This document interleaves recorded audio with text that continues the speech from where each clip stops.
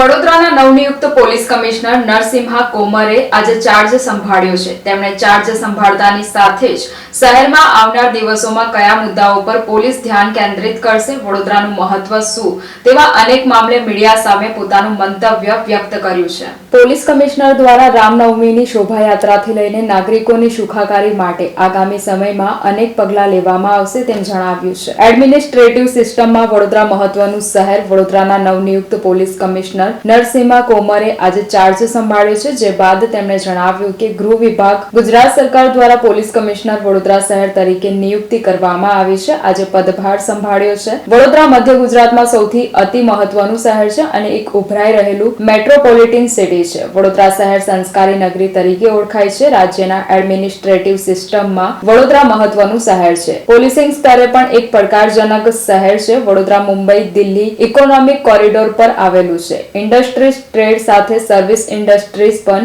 આવેલી છે। શહેર traditional crime, cyber crime, financial ક્રાઇમની દ્રષ્ટિએ મહત્વનું છે। આવા પડકારોને પહોંચી વળવા વડોદરા પોલીસ સક્ષમ છે। આવનાર દિવસોમાં સામાન્ય પોલીસિંગ અને ટ્રેડિશનલ ક્રાઇમ સાથે સાથે સાયબર ક્રાઇમ, ફાઇનાન્શિયલ ક્રાઇમ પર ફોકસ રહેશે તેવું જણાવ્યું હતું। ગૃહ વિભાગ ગુજરાત સરકાર દ્વારા પોલીસ કમિશનર વડોદરા સિટી તરીકે મારું નિયુક્તિ થયું છે અને આજે આપણે પદભાર સંભાળેલા છે। વડોદરા શહેર મધ્ય ગુજરાતમાં એક અતિ મહત્ત્વનું શહેર છે અને એક એમર્જિંગ મેટ્રોપોલિટન સિટી તરીકે એમનું ખાસ ઓળખ છે અને વડોદરા સિટી એક સંસ્કારી નગર તરીકે એક રિચ હેરિટેજ ધરાવતા શહેર હોવાના કારણે રાજ્યના એડમિનિસ્ટ્રેટિવ સિસ્ટમમાં ગુજરાત માટે વડોદરા સિટી એક મહત્ત્વનું શહેર છે।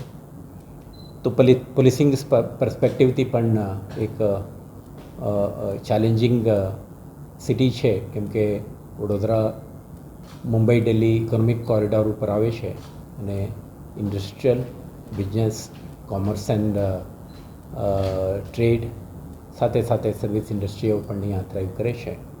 એટલે ઇન ટર્મ્સ ઓફ જે ટ્રેડિશનલ ક્રાઇમ, રિસન્ટ ટાઈમમાં ફાઇનાન્શિયલ ક્રાઇમ, સાયબર ક્રાઇમ વગેરે દૃષ્ટિથી પણ આપણે મહત્ત્વનું છે। આ પોલીસિંગ ચેલેન્જીસ સામે કરવા માટે વડોદરા શહેર પોલીસ એકમ આજની ઇમિડિયેટ કોન્ટેક્સ્ટમાં લોકસભા ઇલેક્શન 2024 ઓલરેડી પ્રોસેસમાં છે।